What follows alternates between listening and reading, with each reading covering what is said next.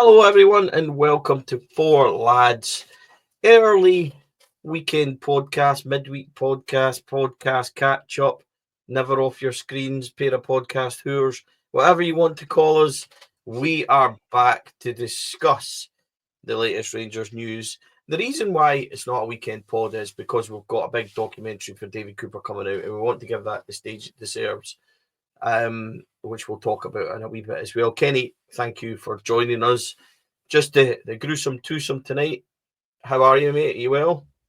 I'm all right, mate. I had a day off and I've lazed about doing nothing, and it's made me tired.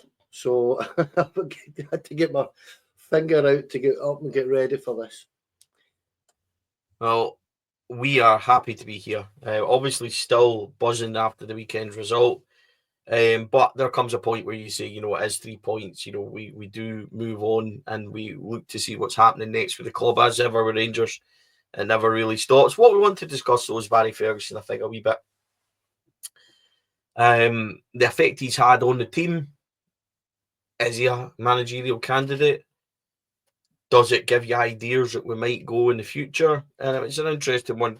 Kenny, players have certainly responded to him. Demands of the club are big. We knew it would be. He makes demands of the players. We knew he would. But they've responded. And I think that certain things are very interesting when it comes to Barry Ferguson. What's your initial... We're 3-4 weeks in with Barry now. What's your overall thoughts? My initial thoughts when he turned up was I was quite surprised, as you know, but from the day he's come in to now, I think he's done a pretty, good job in general. I think his dealings with the media have been brilliant. I think, things that you're hearing, like they're train as if it's the way they're going to play, that kind of thing, which by all accounts under the previous manager had kind of stopped. That, for me personally, you do need that at Rangers. You need to train with tackling and fully committed, because that's what you're going to get every single game that you play. I think the players have reacted to him. You've seen it with the amount of comments from players, whether it's been Mo Diamandi, Conor Barron, Cyril Dessers, a number of them have all turned around and been really ultra positive about him. And whether he gets the job or not is open for discussion, and that's partly why we're here, and it's partly why I've dragged you when I know you're busy to come on. But look, I just feel it's one of those things that is worth a discussion amongst the broader support, because do we feel he's going to get it? It still seems kind of split. Some feel he should, some feel he shouldn't. What's your take? My take is I don't think he will get it. I've got to be honest. I think the new owners will have a path that they're pretty clearly going to go down, and I'm not sure Barry will be part of that. But what do you take from it? Well,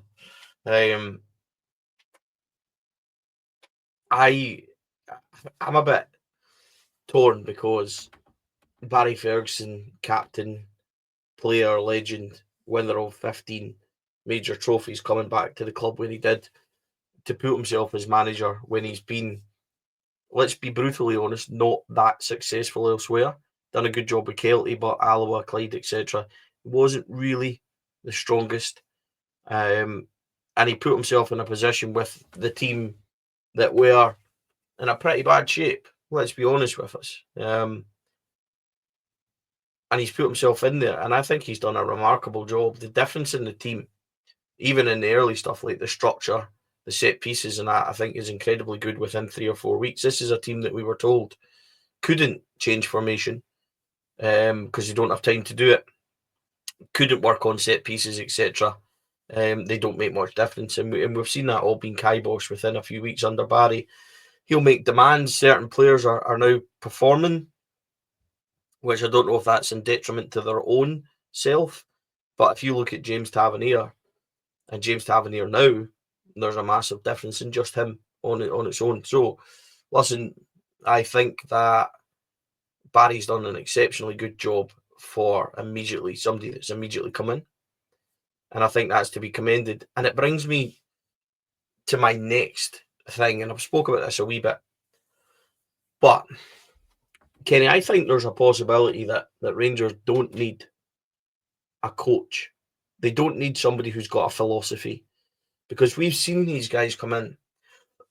Excuse me. When you look at Giovanni Van Bronckhorst, Philippe Clement, Michael Beale, can't tell me these guys aren't good coaches. Don't know what they're doing. Can't tell me that Mark Warburton or Paul Le Guen or whatever. You go back in our history, these coaches at Rangers Football Club don't seem to work. What does work is people that are strong in their mind, strong frontmen, strong charismatic people. Walter Smith, very strong, very demanding, knows the football club, knows Scottish football. Alex McLeish, strong, demanding, knows Scottish football. Steven Gerrard grew into Scottish football, but strong, commanding. Won a league, had left us in a strong position when he unfortunately left. Does Rangers need a figurehead rather than a coach? Which brings me then, excuse me, to our current situation with Barry. Barry is a really strong figurehead. He's a really strong presence, more of a manager than he is a coach. Doesn't take them for training. Neil McCann does it. Billy Dodds does set pieces, etc. McCann does structure, formation. Barry oversees it and has his say. Walter never used to take training. Archie used to take training as well. Things like that. Eck never took training. Andy Watson, etc. took training. Jan Wouters took training. I wonder, right, if we're stumbling upon a system in our management that works. Now, we talk a lot about needing a different player profile, Kenny. What if we need a different manager profile? Because I would personally hate to go to Russell Martin and watch this football philosophy again and watch 4-2-3-1 slow possessive football not work. I would rather go with somebody that's a figurehead and knows the football club like Barry than go to a coach who have tried and failed before. I'm not saying Barry's the answer. Please don't take it, people listening, that I am advocating for Barry to get the job. I'm advocating for a type of person like Barry. If we're having a conversation in 6 to 8 weeks about Barry Ferguson still being in the manager hunt, that means he's got past Bilbao. That means he's probably beaten Celtic at home again. That means he's went up to Pittodrie and won. So I really hope that happens. But do you understand what I'm trying to get to, Kenny? We talk about different philosophies. Maybe we need a different manager philosophy. It's the kind of first team head coach kind of scenario that you're talking about, isn't it? That it's the guy that's running the place is the coach, and where this is what you're suggesting is more like the Steven Gerrard scenario, where he was more of a figurehead and he had a proper team behind him with the likes of Beale and McAllister and Coulshaw and all the rest. And I actually think you're probably right, and I'll go back to what you said about Barry perhaps not having the greatest of times at Alloa or Kelty or Clyde. Barry played at the very, very top of the game. How many times do you see guys that have never played at that level try managing that level and find it just alien to them? You know, and I think that's where somebody like Barry Ferguson, who has, as I say, played his entire career at the very, very, top level of the game, the highest echelons of the game, will probably find it easier managing Rangers than he would managing Kelty Hearts, for talk's sake, and being part-time at that time and not knowing how to deal with that. But he knows how to deal with Rangers because he was there for so long. Do I feel that that's the way we want to go down? Yes, I actually probably do think that, Stevie. I actually think that the figurehead kind of scenario that you're talking about there is probably ideal for our football club. But then, is it necessarily that makes it work, or is it the team behind them? I don't know. But for me, I totally understand what you're saying. I do get what you mean, and I do think that I'll put it to you this way very quickly. At this moment in time, if Barry does really well from here. Say he gets past Bilbao and we find ourselves in the semis and he beats Celtic again, and he, as you say, we go to Aberdeen and we go unbeaten from here. There's nobody in the support's going to be particularly concerned about him getting it, is there? I mean, that's the kind of thing about it, because we know him as or we feel we know him as a human being, as a person. We know he has our best interests at heart, and if he gets his background team absolutely nailed on, and you can see like we're already seeing, set pieces have improved, individuals have improved, and that's in 3 weeks. So, yeah, I totally get what you're saying. Whether it's the way that the new owners are going to go, I do not know, mate. But I can totally understand what you're saying. Yeah, I think that if Barry does finish really strongly, he's going to be in pole position. But I've seen this happen quite a few times. I think Gary O'Neill down south has happened to him quite a few times when he's went in his temp. Stephen Naismith went in at temp, his heart's done really well, and then doesn't really kick on.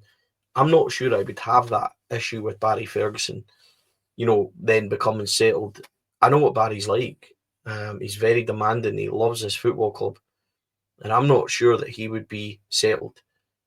Barry Ferguson could win the Europa League. I'm not sure he will.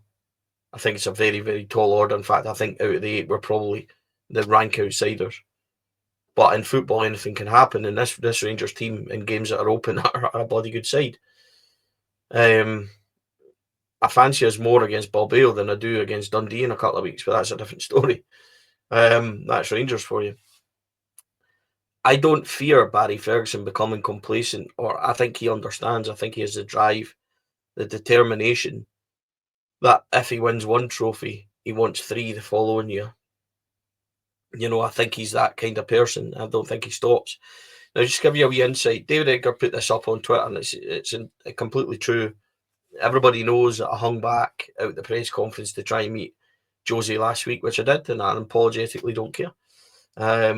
Met Josie, but also will speak to Barry now. I know Barry quite a bit from 5 Stars, so he'll stop and we'll chat away. And Barry joked with myself and David and Martin Ramsey. He said, "Boys, we might need yous for Sunday. Get your boots on," which I laughed at because I've got a kind of Ronaldo body at the moment, Kenny. And I'm not talking about Cristiano. I'm talking about the original one. But I'm not bored about that. I'm cuddly and I'm quite happy. And he said, "You might need your boots on." And we were laughing. And I said, "Barry, we need 3 points on Sunday." And he said, "Absolutely no. And there'll be no excuses." He says, "My players won't be tired and they won't be allowed to be tired." And I just thought, that's exactly what we need. I know the type of conversation he would have had with James Tavernier when he talked about him being captain. And no, he's my captain, he's staying. But he would have been told. He would have been told in no uncertain terms. You're my captain, yeah, but you're not undroppable and you're not playing to this level. I know what Barry's like. I've got a real soft spot with Barry, and I actually said this to you ages before this had even happened, how much I was getting on with him and things like that. I really like him. It won't cloud my judgment when it comes to wanting the next football manager, but I would be lying if I didn't say that I was starting to subscribe to that type of figurehead position instead of a coach. I do not, Kenny. I would be heartbroken if we went down a Russell Martin route or whatever, because I just don't think it works, mate. I really don't. I've watched it for too long.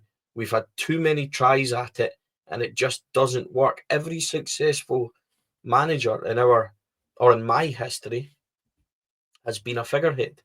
Even when you look at Dick Advocaat was a figurehead. He was a powerful manager who was a feared kind of manager, etc., etc. But he had that strength. I think we need that. I think Rangers demands that. And that's what I find. And I can't get away from that. Yeah, I think what I would call these guys, these new, your mate Joshua Barry would know all this. He'd be able to dissect this much, much better than I would. But these kind of philosophy managers, they have a purpose. They have a focus in what they're going to do. And not an awful lot deviates from that. Whereas you pointed to Walter. The second time Walter came back, when he came back, he was exactly that. He was that figurehead. And Alan McCoist and Kenny McDowell were there. And that's that's where he was. You know, he was an older man by that point, Walter, and he was not going to be that guy that was going to take training and was going to deal with absolutely everything. He was going to delegate, and that's where I can see what you mean. This is what I'm saying. I'm 100% with you on somebody like Russell Martin, who is exactly that. His teams are possession based, and they will pass and pass and pass. Well, we've watched that with Gio. We watched it with Clement up to a point, and then he's binned that and started playing long. We've seen it with Michael Beale try to do it. Listen, there's not going to be much space in any game of football in Scotland for you to turn around and pass a ball about, because what you're doing when you're doing that is almost that horseshoeing it from left to right, trying to find a gap, and teams are just far too savvy at that. You need quality and pace up front, and unless you've got that with that guile in midfield, and even then, as I said, we've seen it before. Steven Gerrard built a right good outfit. That second year he was there, that team was more than capable, but it was those games against that really deep low block that we couldn't get past these teams. We really struggled at times, and that's where I totally agree with you. A guy that is much more direct in his thinking, much more direct in his purpose, and the way he wants to get the point across to his players, which is exactly what you're mentioning about Barry.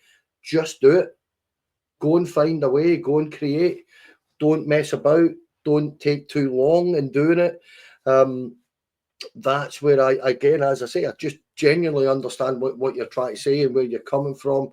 And as I say, at this minute in time, we will see how Barry does to the end of the season. But I am 100% with you on somebody like Russell Martin. Just please don't. Whoever is going to be in charge of Rangers, and that's no personal slant on Russell Martin. It's just the way his teams play. No way do I want to see that at Ibrox. We've seen it before. Let's move on from that, folks. We'd love to know your opinions. Have we just spoke for 15 minutes about stuff that makes sense or no sense? It's Kenny and I. There's a grand possibility that we've not, but we'd love to hear your thoughts. Well, definitely with me also. We'd love to hear your thoughts. Let's move on. Wouldn't be a day in the life of Rangers if you went floating along and you thought everything was okay, and then 11 a.m. statement drops. The statement did drop. Rangers have said that the club has been charged by UEFA after a handful of supporters displayed what UEFA described as a racist or discriminatory banner at last Thursday's Ibrox meeting with Fenerbahce. They went on to say, Rangers is a modern progressive football club and we are fiercely proud of our diverse playing squads, workforce and support. For the club to be charged with such a matter in 2025 is shameful, and the disdain for those responsible will be shared by the overwhelming majority of the supporters. The charge will bring consequences for the club, and while the club is also working to identify those responsible and will ensure that they also face consequences for avoidance of doubt, you do not believe in 2025 that absolutely everyone is welcome to follow Rangers, whether at Ibrox or away, then Rangers Football Club is not the club for you, and you should disassociate yourself with the club immediately. Strong words, Kenny.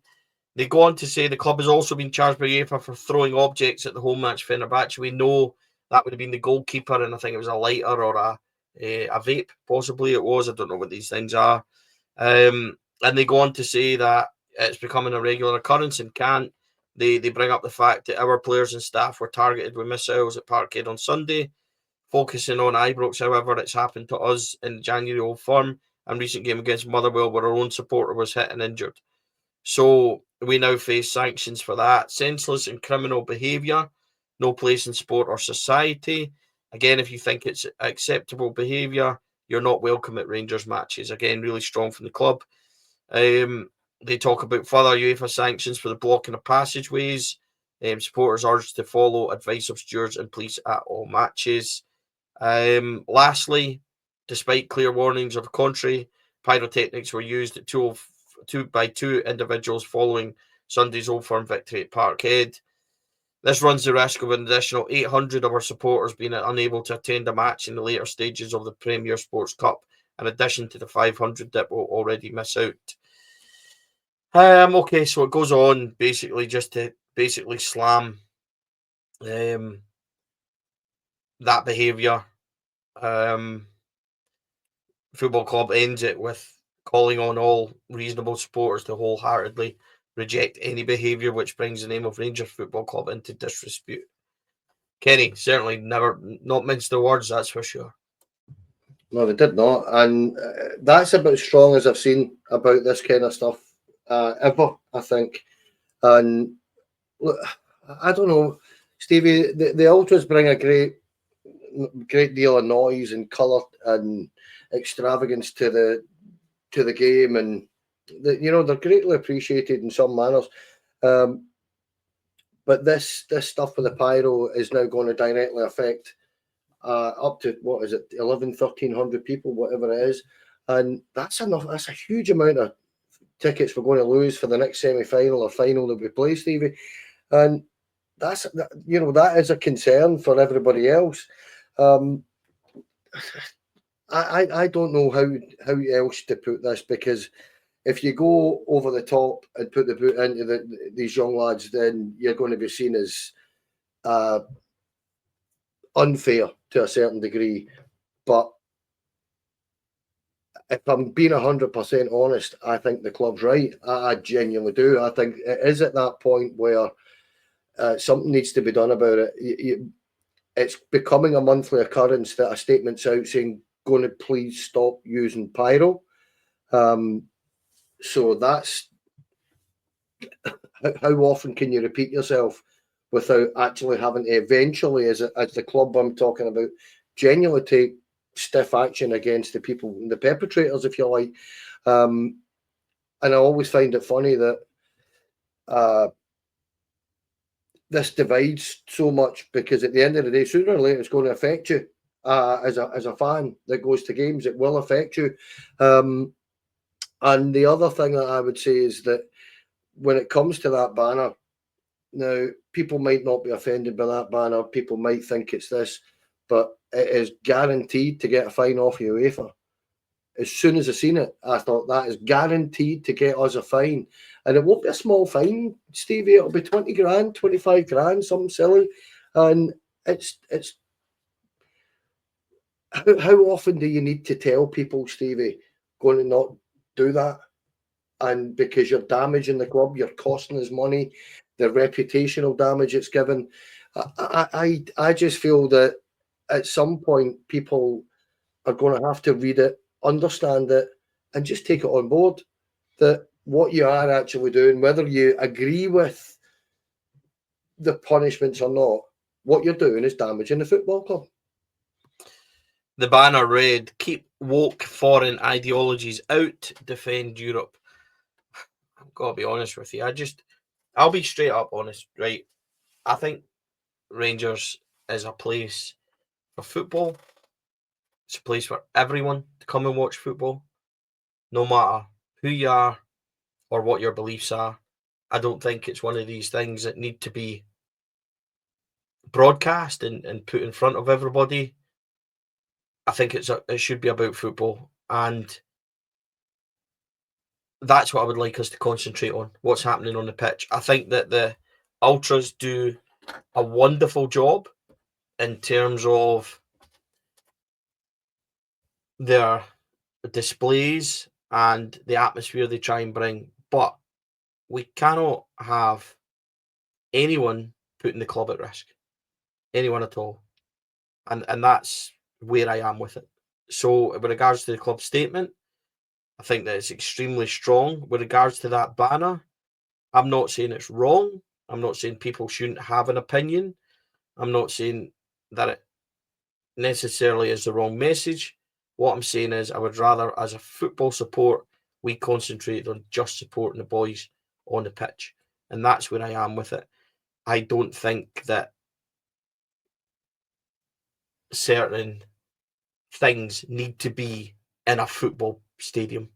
And that's where I am with it. And I don't only talk about banners, there's flags, all sorts of stuff.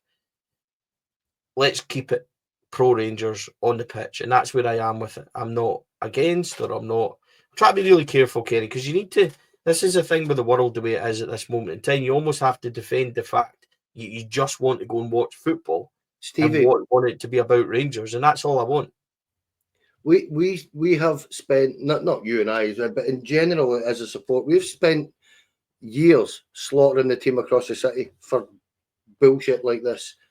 I don't want to see it in Ibrox. I really don't. Whether you're trying to make what you feel is a point or not, it's irrelevant at a game of football, and it's certainly irrelevant when your team are hanging on and trying to get into the quarter final of a major competition. I just don't understand why you feel the need. I don't get it.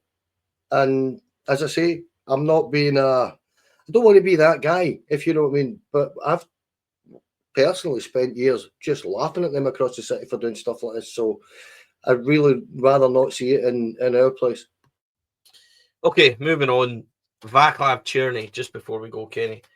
Cerny wants to stay at Rangers. He said in a recent interview he's back home.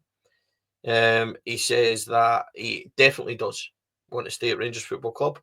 There are so many aspects I can't control. All I can do is the best I can and keep up my form and numbers. Going to use the same joke as I've done this morning on Rangers Review, Kenny, because I've only got one joke. My patter isn't very good, as you well know. You have to listen to every single day. But Vaclav Cerny has scooshed this league and other things. And I would love him to stay.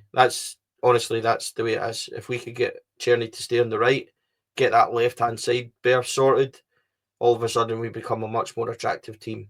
And I'm all for it. I think he's great. Simple as it. Yep. I heard you this morning and you were saying 4 or 5 million. I don't think we'll get him for 4 or 5 million. I think you are talking 6.5 to 7.5 million quid, somewhere about that. And I will, totally agree with you. I think it's a no-brainer. I'd also, listen, I was talking to my boy about this morning, and he actually said, he'd said exactly that. He'd seen that Cerny wanted to stay, and he said, him one side, Seaman the other, Eggman through the middle. That wasn't bad. And I thought, do you know what? I'd take that in a heartbeat, because you're talking 60 to 70 goals a season from your front three, plus those that are going to be working behind them. The thing about Cerny on his numbers and his creativity is, yes, he's got his flaws, because he does keep hold on to the ball too long at sometimes and stuff like that. We all know that, but you cannot argue with those numbers, Stevie. You just can't. From a wide position to get, what is it, 17 goals, 5 or 6 assists, whatever it is now. You cannot argue with that in terms of the outlay that it would cost you. 5, 6, 7 million. It's a no-brainer for me. Absolute no-brainer to see if that can get done.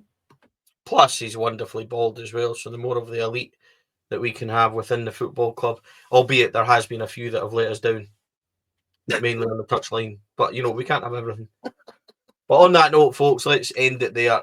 Big things are coming on this podcast channel. We have got Davie Cooper's documentary, which will go live on Friday night for everyone to watch. We have other unbelievably exciting and good interviews and things coming up, so keep an eye on the channel.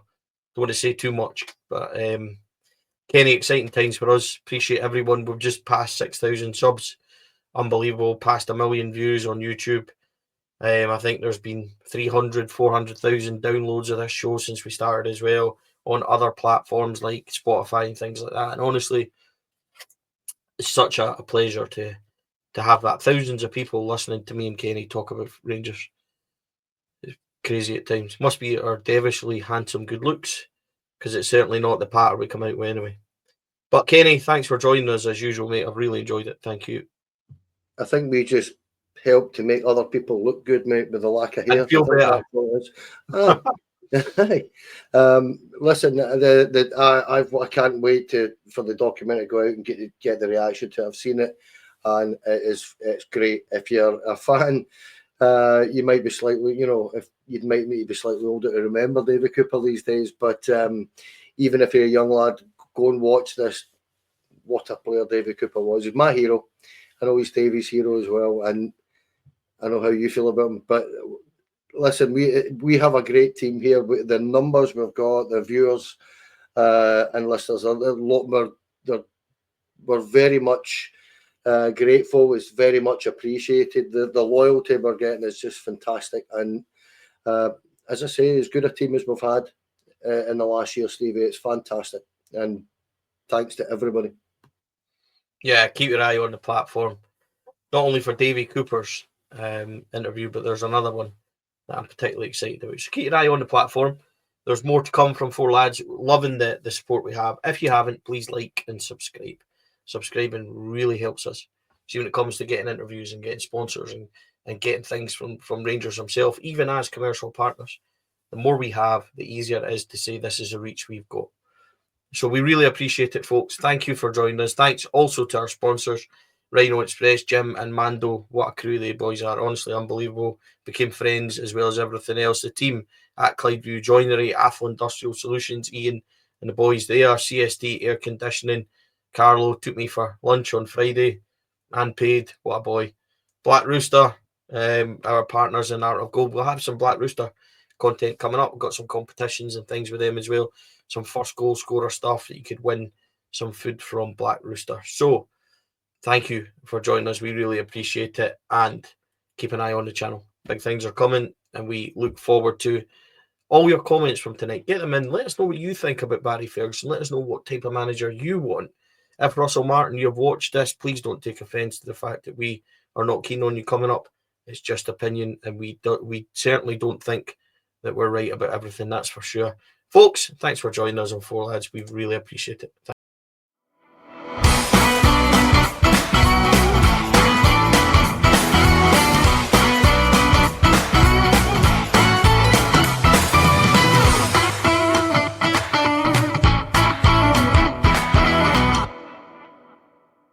Four Lads podcast is sponsored by Rhino Express, Clydeview Joinery, Athol Industrial Solutions Limited, and CSD Air Conditioning, in partnership with Black Rooster and Art of Gold. Thank you for listening to or watching the podcast. We hope you enjoyed the show.